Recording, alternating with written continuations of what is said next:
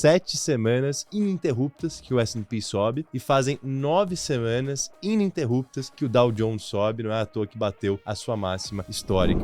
O Ibovespa seguiu, atingiu a máxima histórica dia 14, a gente viu o Ibovespa fechar na máxima histórica. Se o governo continuar gastando e a gente quiser também inflação de 4, 3,5%, o juro real tem que ser mais alto. O que falta para o Ibovespa talvez descolar de vez é fluxo gringo até que tá vindo, mas falta o fluxo local, e o fluxo local vem na hora que os juros caem. Fala pessoal, começando aqui mais um bate-papo, falando aqui o que é importante no mercado na semana. Eu, Thiago Pedroso, meu amigo Rafael Wurzman, sócios aqui da Critéria. E aí a semana, bastante tumultuada, né? Tumultuada, acho que do sentido positivo. O Ibovespa subindo 2,4% essa semana, S&P subiu 2,56%, Nasdaq subindo 3,26%, Dow Jones batendo máxima histórica. Ibovespa também, a gente já vai falar disso. E o dólar, mesmo assim, manteve ali alta de 0,48. Depois eu falo um pouquinho do dólar. Mas antes de falar Brasil, a gente tem que falar lá fora. Eu acho que aqui, na verdade, foi muito reflexo do que veio lá fora. Pedroso, excelente, tá? O rally que a gente viu tem nome e sobrenome, chama Jerome Powell. Eu acho que é a primeira vez em muito tempo que eu vejo o Fed alterar de forma bem significativa tanto o seu comunicado, como justamente na entrevista coletiva de imprensa do Powell, né? E esse foi o principal evento da semana que aconteceu na quarta-feira, até se você for ver o ganho nos índices acionários, começaram quarta, quinta e hoje realizaram um pouquinho, né? E galera, a gente teve inflação na terça-feira também nos Estados Unidos, a gente teve vendas no varejo na quinta-feira nos Estados Unidos, a gente teve decisão de juros do Banco Central Europeu e do Banco Central Inglês também, né? O mercado chamou de super quarta e quinta quente, né? Que quarta era Brasil e Estados Unidos, quinta era Europa e Reino Unido. Mas sem mais delongas, Pedroso, a gente está falando que o S&P está negociando a 4.700 pontos. Isso é 1,6% abaixo da sua máxima de 4.800 e uns quebrados, que foi formada em janeiro de 2022. Quem fazem diria, hein? 7 semanas ininterruptas que o S&P sobe e fazem 9 semanas ininterruptas que o Dow Jones sobe, não é à toa que bateu a sua máxima histórica. Eu acho que se a gente virasse atrás, né, e fizesse esse programa em janeiro e perguntassem pra gente qual era a nossa perspectiva de S&P, nunca falaríamos que seria 4.700, 4.800 pontos final de 23, né? Esse ano, galera, que foi movido por narrativas, né? Pouso forçado, pouso suave, sem pouso. Enfim, o mercado comprou diversas teses com base, né, nos indicadores econômicos e na narrativa ali que o Fed acabou incorporando. Mas eu acho muito importante a gente tentar dar uma dissecada boa no que aconteceu na quarta, né, Pedroso? E foi engraçado, porque quando saiu o statement, que é o comunicado, saiu 4 horas horário de Brasília, da tarde, né, 2 horas de Nova York. A principal mudança foi que o Fed deixou claro no seu statement que eles já finalmente viram progresso na frente inflacionária. E o mercado deu um rally. Curva fechou 10 pontos, né, os juros longo, bolsa chegou a subir um e pouquinho, e tava todo mundo esperando o queridíssimo Jerome Powell, que fala 30 minutos depois, após, né, a divulgação do comunicado. E a minha cabeça, naquele momento, era, opa, não é isso que o Powell quer ver. Opa, o Powell vai jogar uma bacia de água fria, ele vai ter que ser mais duro para conter os ânimos, porque a gente muito bem sabe que o mercado subindo gera o efeito riqueza, que por si só retroalimenta as pressões inflacionárias. E não foi o que aconteceu, Pedroso. O statement foi dovish e o Powell, no meu ver, foi ainda mais dovish. Porque ele falou nitidamente que o Fed já começa a discutir o timing de corte de juros. Ele falou nitidamente que o Fed está preocupado em não cometer um erro de política monetária. Em outras palavras, não precisa chegar a inflação a 2% para eles começarem a cortar juros, né? Enfim, e eu achei que isso, de certa forma, foi um tanto contraintuitivo, né? Ele se contradisse ali, porque de um lado ele fala que eles estão discutindo o corte de juros, de outro lado ele fala que ainda tem trabalho a ser feito na frente inflacionária e que eles estão atentos, né? Poxa, cara, esse é meu ver, tá? Opinião pessoal, eu queria saber um pouquinho de você. Beleza, ele mudou, né, o seu tom, mas não sei se foi na hora correta, Pedroso, lógico. Banco Central é feito de credibilidade. O Powell finalmente está retomando a sua credibilidade depois de cometer aquele erro de não ter subido os juros antes. Por que não pecar um pouquinho pelo excesso? Por que não fazer igual o Roberto Campos Neto e deixar no plural e não mudar por singular aquela questão das próximas reuniões, né? Ele manteve o S, né, digamos assim, não tirou, né? Ou seja, continua 50 pontos, né? Banqueiro central não é pago para tomar risco. Mas aí um ponto, né? Eles tecnicamente têm muito mais informação do que nós aqui. Até onde talvez eles tenham informação de que uma desaceleração tá mais... Eu já acreditei nisso, que os bancos centrais têm mais informação que a gente, mas os caras erram muito. Sim, isso entendeu? É verdade. Você olha o dot plot ali, começo final de 21, começo de 22, estavam falando em 1% de alta de juros. Eles deram 4,5%. Aí deram mais 1% esse ano. É mais ou menos isso, não lembro direitinho. Mas eles erram, né? Eu não sei até que ponto eles têm mais informação. Desculpa, eu não posso comparar um banqueiro central americano e um banqueiro central brasileiro. Eu acho que é outro nível de credibilidade, né? Outro nível de endividamento, outro nível ali de postura, né? Tentei fazer uma analogia agora que não era tão correta. Mas, ao meu ver, por que não justamente ter uma put ali, ter um seguro? Né? Por que não mandar um statement dovish e o pau ser rock? Mas aí tem um outro ponto. Até onde o mercado fez uma leitura mais positiva do que de fato foi?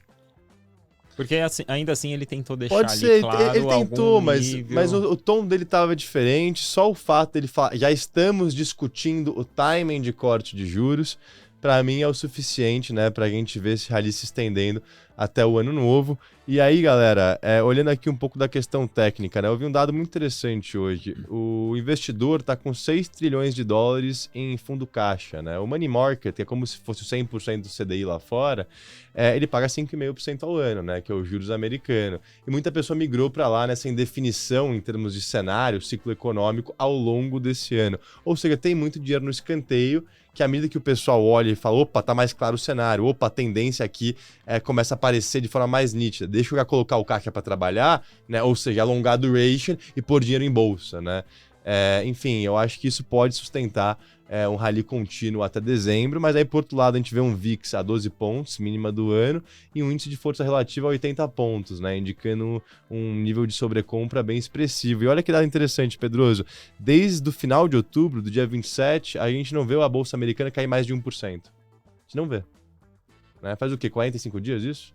45 dias a gente não vê a Bolsa Americana cair mais de 1%. Não teve um drawdown de 1% ou mais na Bolsa Americana. Então é um nível de complacência, é um mês transformacional em novembro. E desculpa, galera, tem motivo pra gente estar otimista, tá? Não é que o Fed é louco, entendeu? Não é que o Powell é louco e quer que todo mundo ganhe dinheiro. Não. A gente tá vendo um processo de desinflação global maravilhosa. Começa pelo Brasil, o núcleo de inflação tá rodando a 3%. Estados Unidos, saiu inflação na terça-feira, Pedroso. O headline... 3,1, caiu de 3,2, em linha com a expectativa, variação mensal de 0,1. O core, exclui alimento e energia, roda em 4%, caiu de 4,1. Desculpa, roda em 4,1, caiu de 4,2.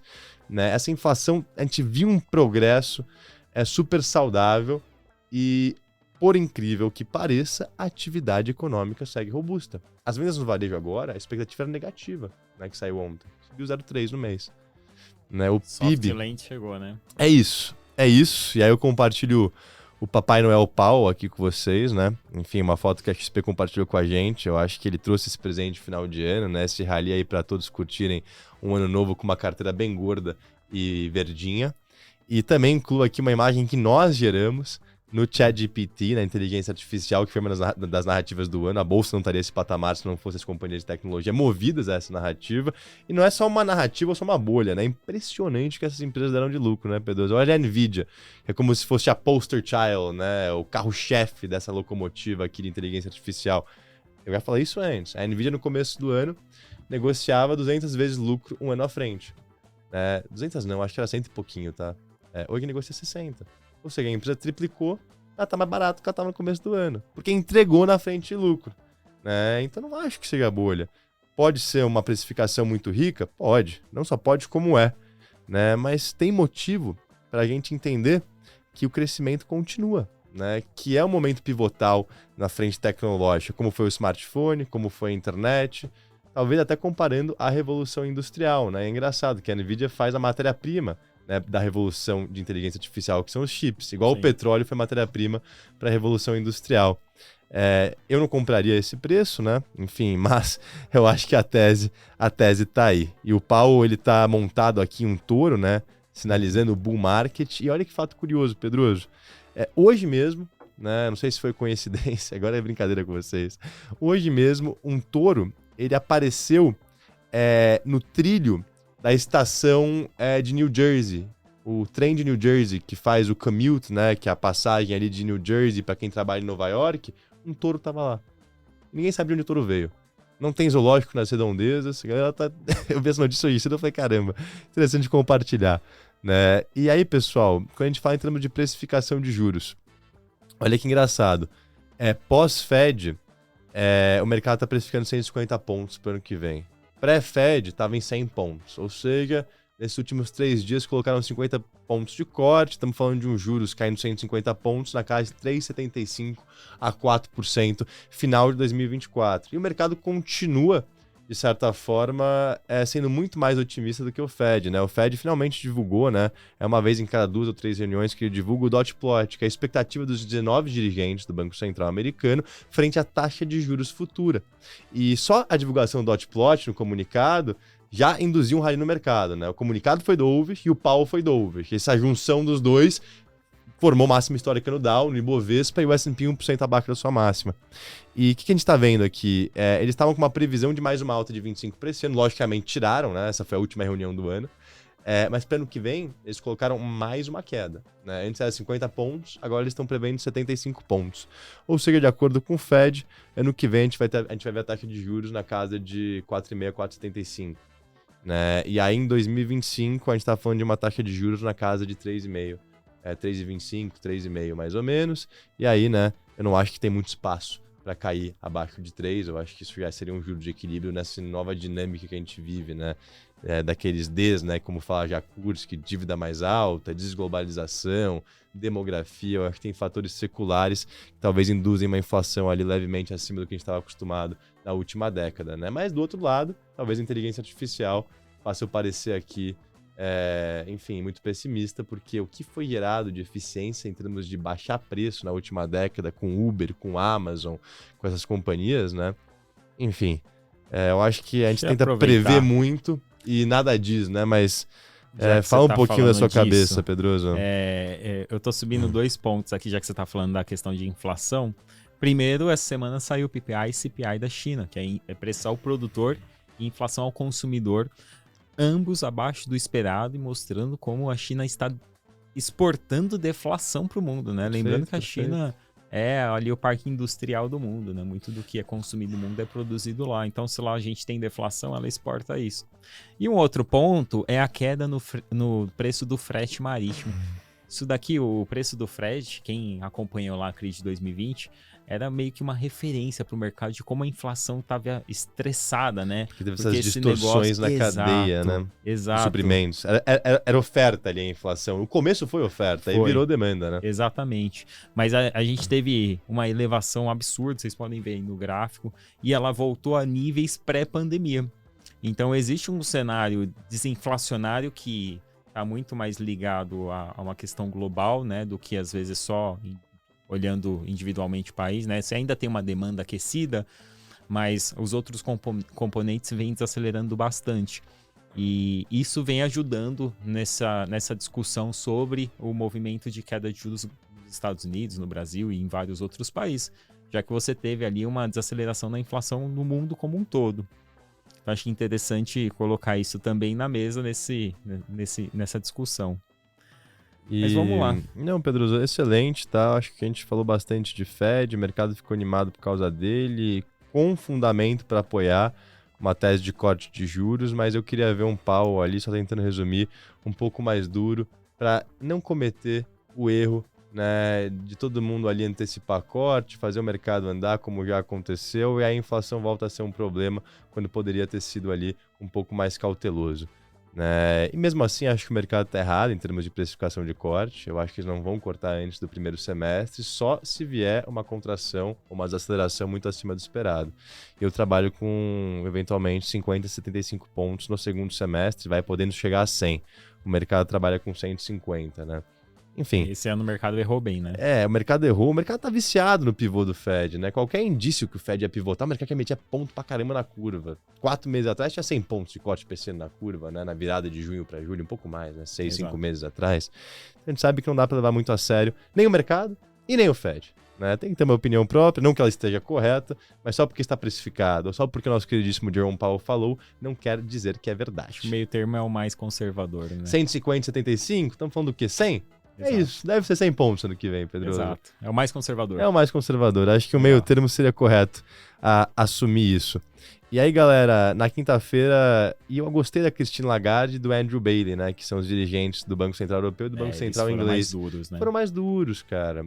E o Paulo já fez o trabalho meio que sujo pra eles, né, em termos de induzir esse rally. Eles só contiveram as expectativas ali, não é à toa que o euro andou contra o dólar, né, bem ontem.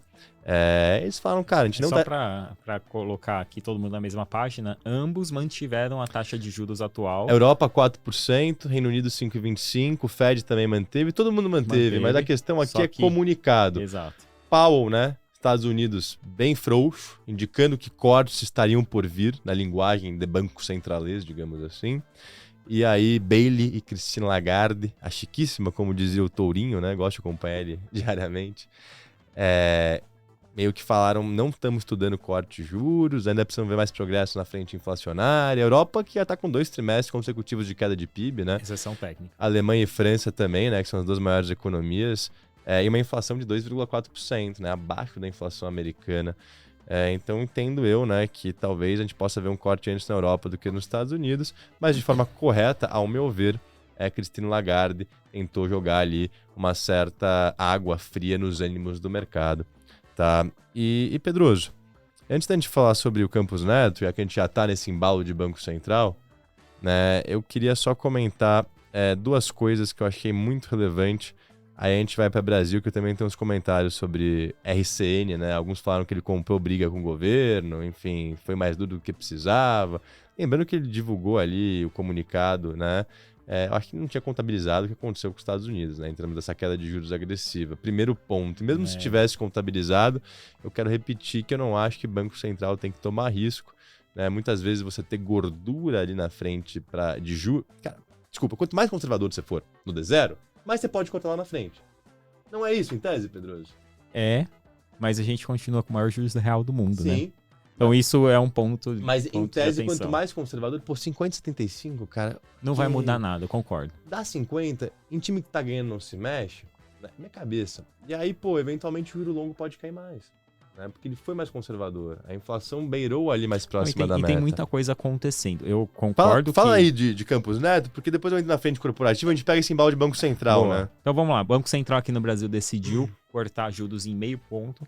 Já era esperado, né? Não teve nenhuma novidade. O mercado se assustou. Não diria que se assustou, mas o mercado duvidou do comunicado que foi feito após a reunião do Copom. E aí foi um comunicado mais duro do que era esperado, né? O comunicado veio ali deixando claro de que eles ainda não têm uma definição tão clara da inflação. Diferente dos Estados Unidos, ele veio com um comunicado mais duro. Minha opinião. Acho que nesse momento ele tá... Eu discordo, às vezes, o pessoal exalta muito e o Roberto Campos Neto em muitas frentes o Banco Central acertou demais. Só que eles erraram muito quando levaram juros lá no fundo, a 2,5% ao ano. Era 2 ou 2,5%? Agora eu até esqueci. Era 2. Mas assim, erraram muito lá atrás. Então também eles têm a culpa dele. Eu acho que isso foi o que fez com que o juros tivesse que chegar no patamar que teve, que fez com que a gente tenha que manter um juros real tão alto. Eu acho que eles erraram lá atrás. Talvez por isso que ele tenha ainda mais conservador. E agora, né? ele tem que ser conservador para consertar o erro do passado. Exatamente, você falou tudo. Então o grande ponto aqui eu acho que de fato não existiria... Eu concordo com a decisão hoje do Banco Central. Acho que ainda tem coisa para acontecer. O Congresso está aprovando ainda as pautas econômicas. A gente ainda não sabe qual é o déficit do ano que vem. O fiscal do Brasil ainda é um perigo. Então, acho que tem muita coisa para rolar, mas as coisas estão acontecendo. Agora, eu ficaria mais acompanhando o que vai ser na próxima reunião do Banco Central, que vai ser o ano que vem. Com as coisas acontecendo e com um fiscal mais fácil de prever o que vai acontecer, aí eu acho que ele pode sim dar uma sinalização maior. Aí lá, se ele não der nesse cenário que o mundo começa, aí seria um problema. Mas hoje, eu acho que a decisão foi a mais acertada. Embora eu acho que o juros real do Brasil ainda é absurdamente alto, que tem que cair. Mas eu acho que assim, você falou tudo. É melhor você ter uma decisão agora mais dura e ter espaço para cortar queimar, muito mais lá na frente. Não, só um ponto. Igual nos investimentos, a gente tem um trade-off, né, entre risco, liquidez e segurança.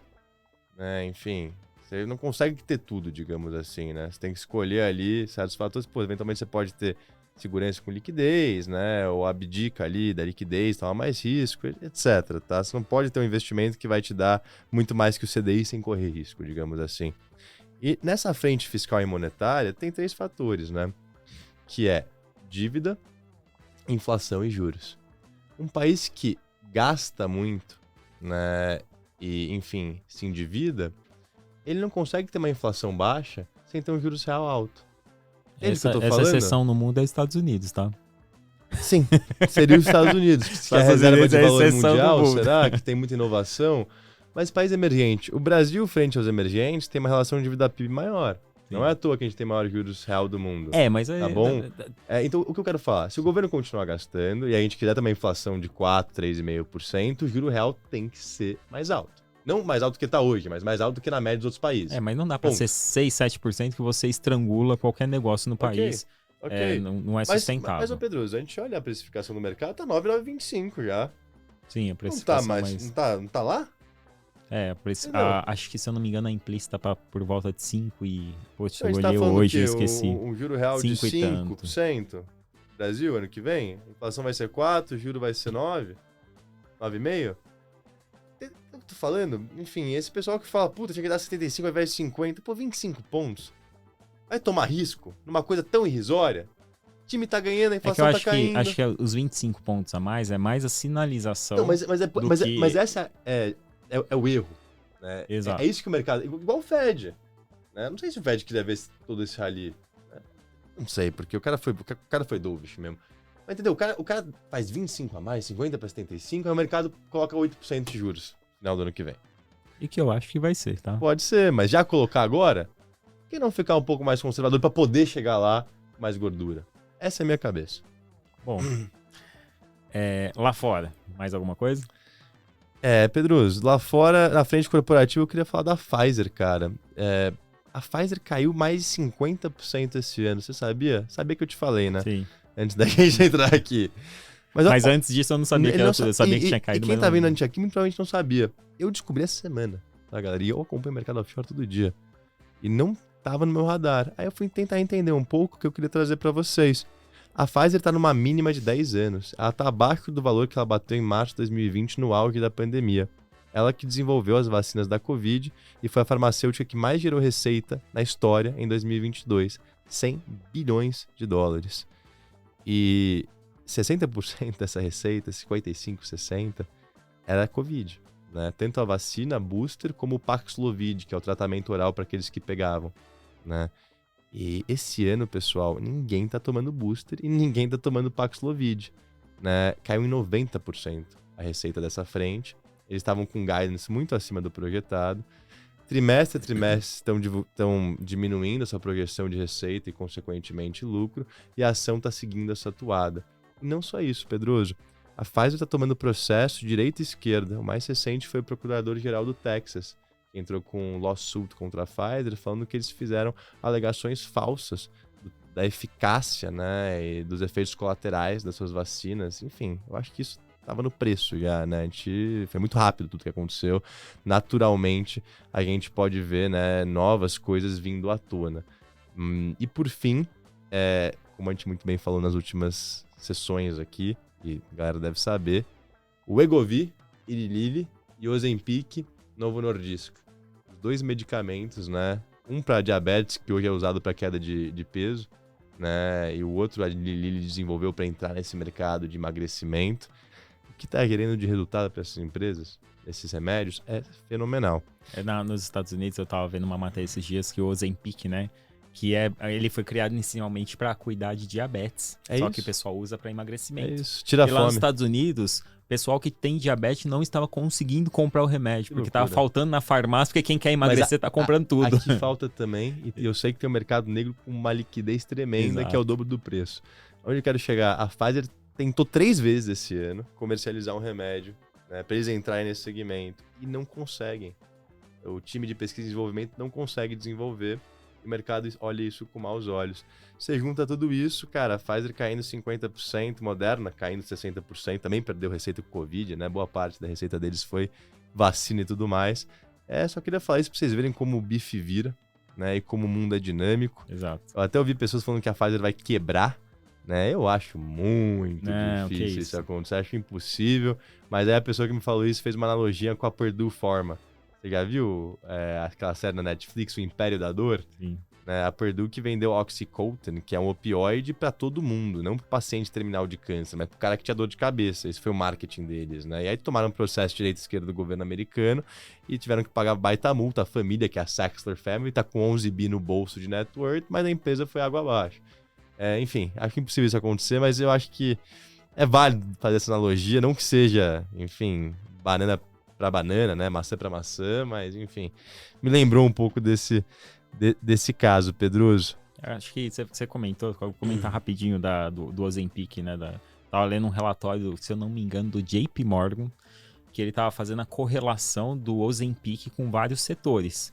Desde o setor de fast food, né? Porque o cara usa o remédio, ele americano tem ali um problema sério de obesidade, né? Ele usa o remédio e sacia, aí o cara come menos, enfim, e tem um impacto grande ali.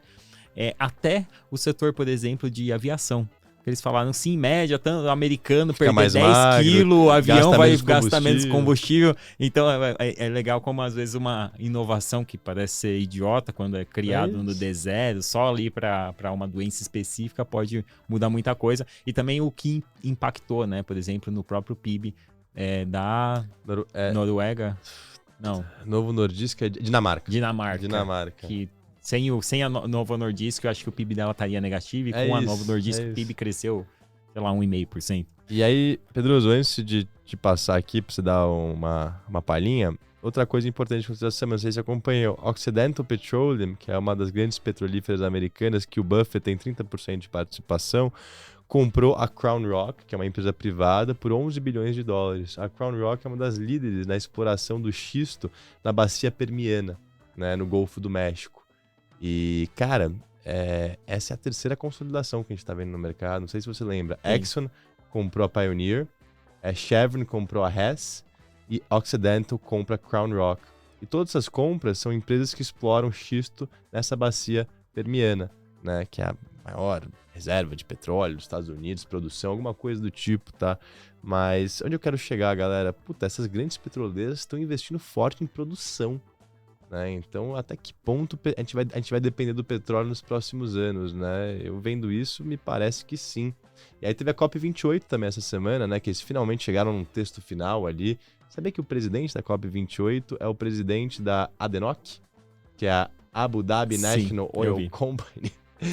Enfim, não vou falar mais nada, só vou falar isso. E de Brasil, né? A gente já falou aqui do Banco Central, cortou juros, foi um dos motivos que o mercado... Na verdade, o Banco Central aqui do Brasil não mexeu tanto, foi lá nos Estados Unidos. Saiu inflação também essa semana, o IPCA veio ali mais ou menos em linha com o esperado. Ele teve alta de 0,28% em novembro.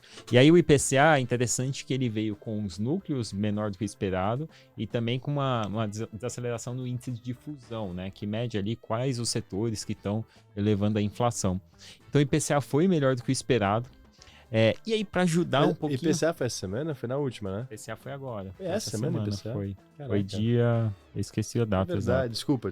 Perdão, pessoal, que me confundi. Aí, para ajudar, né, tá rodando no Congresso as aprovações das propostas de pauta econômica, que ficou meio que enroscada, e a semana tá passando. Então, a semana passou taxação de apostas esportivas, né, a lei lá das bets, que foi aprovada. Hoje está sendo votado a reforma tributária, está rolando agora, eu acho que isso deve passar tranquilo. O próprio Lira meio que quer aprovar, porque para deixar um legado do período que ele ficou lá como presidente da Câmara. E é possível que seja aprovado hoje, se não nos próximos dias, a MP da subvenção, né, que trata ali daqueles subsídios que é dado de ICMS pelos estados, que é onde o governo está esperando ter o maior volume em arrecadação, ali algo perto de uns 40 bilhões, que vai ajudar a fechar as contas o ano que vem. Então, no geral, foi uma semana positiva. A gente tem que se lembrar Acho que o mercado aqui ainda assim acompanha o movimento lá de fora. Então a gente está surfando muito o movimento lá de fora. Talvez em algum período o Ibovespa está andando melhor, né? Mas voltando aqui, né? O Ibovespa está subindo 2,4 semana e a S&P está subindo 2,56. Mas mesmo assim, o Ibovespa seguiu, atingiu a máxima histórica dia 14. A gente viu o Ibovespa fechar na máxima histórica. E hoje também, né? Hoje está caindo um pouquinho, até onde eu tinha visto. Mas tinha renovado e caiu. Não, chegou a ficar. Chegou a renovar e em intraday. Fechou 0,49 de queda. Mas fechou, renovou em intraday. Mas no intraday chegou a renovar a máxima histórica. Só que qual que é o ponto, né? 2 pontos. Eu acho que daqui para frente, depende o Ibovespa para o próximo movimento de alta, depende de 2 cenários. Primeiro, fiscal local. Porque a gente está entrando num ciclo de queda de juros que é muito positivo para o Brasil. Se não fizer nenhuma grande cagada, o fiscal, pelo jeito, está caminhando para ser ok. Né? No Brasil nunca vai ser ótimo, vai ser mediano para bom no máximo. Então, ser ok, acho que já é um ponto positivo. E se não acontecer nada extremo lá fora, a gente já está iniciando um ciclo de queda de juros, não está parecendo que vem nenhuma grande crise no curto prazo. Eu acho que talvez essa máxima histórica ela ainda é barata. E aí eu vou dizer o porquê. Primeiro, porque eu trouxe aqui, né? Eu trouxe o gráfico, você está vendo a máxima histórica, o Ibovespa bateu a máxima histórica nominalmente. Quando eu traço isso em dólar, o Ibovespa ainda está por volta de 40% abaixo da máxima histórica quando eu faço o Ibovespa em dólar. Tá? Então a gente ainda está, a olhos de um gringo, a gente ainda está muito barato. Excelente, hein? Quando eu trago o Ibovespa ajustado pela inflação, pelo IPCA, ele está por volta de uns 26% abaixo da máxima histórica também. Então, a inflação no período subiu mais do que o Ibovespa quando você traz isso ajustado. E quando eu trago por múltiplo, ainda assim o Ibovespa ainda está abaixo da média histórica. Então, espaço para subir não falta, né? E eu, sinceramente, eu também acho que dinheiro para comprar mercado daqui para frente não vai faltar. É o que eu falei agora há pouco, tem 6 tri de money market, tem 6 tri sem risco, né? A 100% CDI lá fora.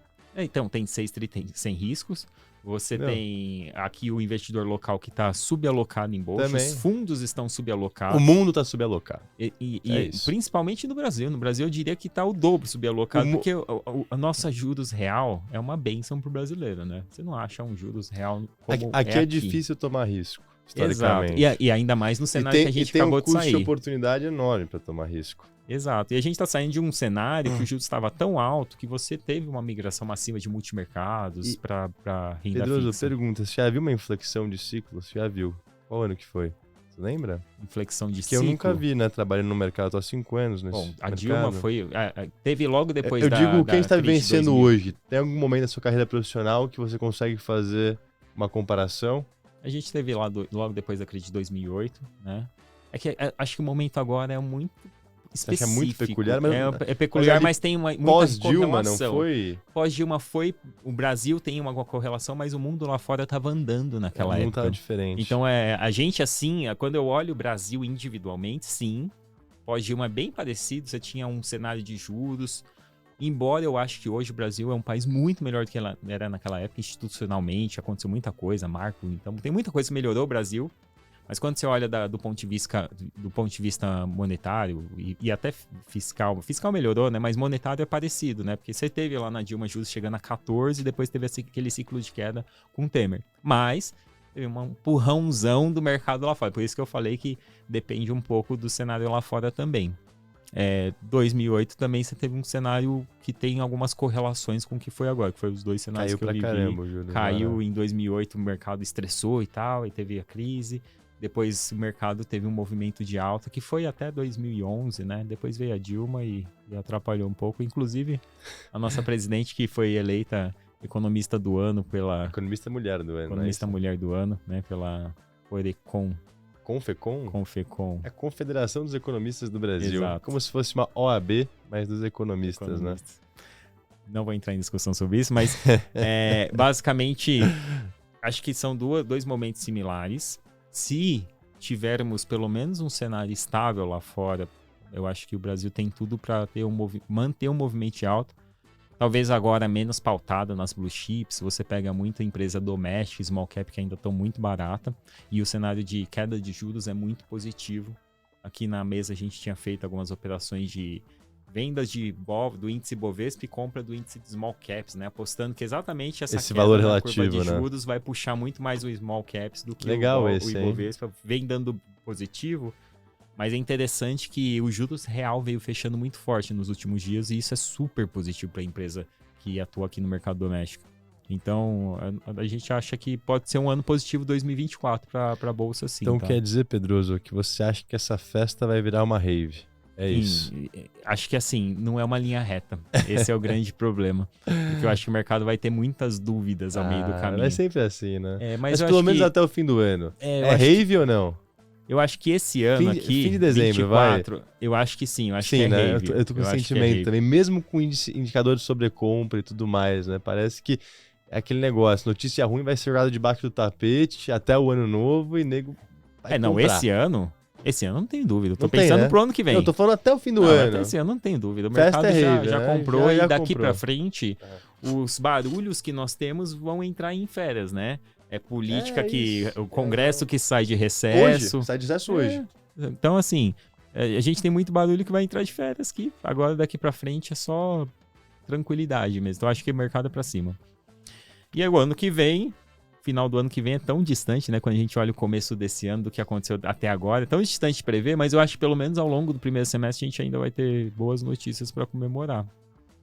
Mas ainda concordar com você, veremos. Pedroso. Aí eu trouxe até uma tabelazinha aqui, deixar mais um tempinho, pode subir aí, que traz ali a visão da XP sobre alguns mercados, né? Estados Unidos, Europa, Reino Unido, China, Japão, mercados emergentes no geral e Brasil. E China e Brasil é os dois que eles entendem que são mais atrativos. China eu acho que uma relação de preço, né? China caiu muito e ainda tá no low. A gente tem expectativa que em algum momento vem estímulo. E o Brasil porque ainda está negociando a um nível de preço descontado, a gente está entrando no ciclo de queda de juros, ele está bem no relativo quando a gente compara com outras economias. Por mais que a gente às vezes olhe para o lado e fale, mas o Brasil tem dívida maior do que os outros. Mas quantos emergentes relevantes você tem para alocar recurso, né? Então, acho que o Brasil, de fato, está bem posicionado para esse cenário. E o que falta para o Ibovespa talvez descolar de vez é fluxo. Fluxo gringo até que está vindo, mas falta o fluxo local. E o fluxo local vem na hora que os juros caem. Então, se a gente de fato está vendo um cenário de ciclo de afrouxamento monetário... O fluxo local geralmente chega atrasado para a festa? Que vinha na hora que os juros caem, me dá a entender que perde uma boa pernada, né? Eu não acho que isso é uma verdade absoluta. Eu já vi o gringo chegar atrasado. Mas eu acho que agora sim, o fluxo local vai chegar... Não diria tão atrasado, mas ele vai pegar pelo menos no meio do caminho para frente. E se esse ciclo, né? Agora finalmente ficou claro que, tanto nos Estados Unidos como no Brasil, parece que esse corte de juros se perpetua ali. Me parece que é um bom momento de multimercados também, né, Pedro? Que sofreram pra caramba esse ano. Multimercado, cara, é caçador de tendência, é caçador de inflexão de ciclo. Não é à toa que 22 performaram tão bem, porque viram que os juros ia subir, né? E, como é que chama? A Vinland tava falando no começo de 22 que o juros nos Estados Unidos ia bater 5%. No Brasil não performou tão bem, não. Ano passado? Alguns fundos performaram, ano passado foi bom não. O multimercado. Bom, depende do fundo. Os que a gente acompanha foi bom. Esse ano foi muito ruim, pelo menos os que eu vejo. Por quê? Porque não teve uma tendência muito clara esse ano, né? Foi um mix de narrativas que foram se formando ao longo do ano. Ano passado era o quê? Juros pra cima. E abraço. Ano que vem, se for juros pra baixo e abraço, o multimercado tende a identificar essas tendências.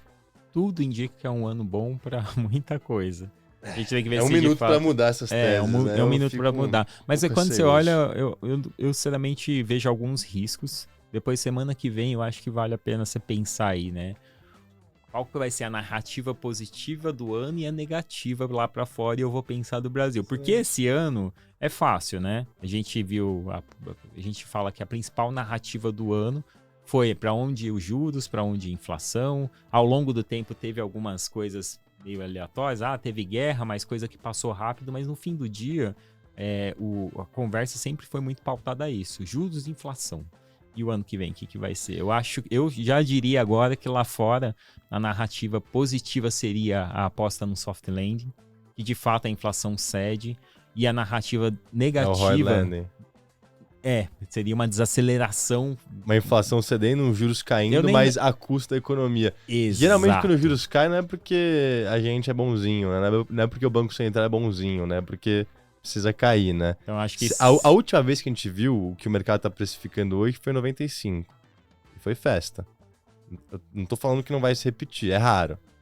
Aconteceu já, algumas vezes, poucas vezes, né, nesses ciclos monetários. Pedroso, falamos pra caramba, né? É isso aí. Vamos encerrar? Vamos encerrar. Galera, pô, esse é o penúltimo episódio nosso do ano. Na próxima sexta vai ser o último, então fiquem ligados aí, ativem o sininho para receber as notificações quando a gente divulga um vídeo, deixem aquele like, um comentário também é muito saudável aqui para nós. A gente vê a base do engajamento no YouTube, né? Esse negócio meio do Pedroso não é nosso negócio principal, a gente tá na mesa ali, eu toco offshore, toco a renda variável, falando com clientes, na parte de gestão, carteira e etc. Mas a gente faz isso muito por prazer, né, Pedroso? Esse bate-papo. A gente gosta de ficar falando, de dar risada junto, e a gente quer passar nossa cabeça pro mercado. A gente não tem medo de expor nossas opiniões, né? E eu agradeço de coração aqueles que nos acompanham, viu? Até semana que vem. Um bom final de semana. Pessoal, até semana que vem. Semana que vem nós vamos comemorar com vocês aí o encerramento do ano com uma cervejinha, tá bom? Abraço, tchau, tchau. Se a produção deixar, né? Que o careca aqui do meu lado é nervoso. Abraço, pessoal. Tchau, tchau.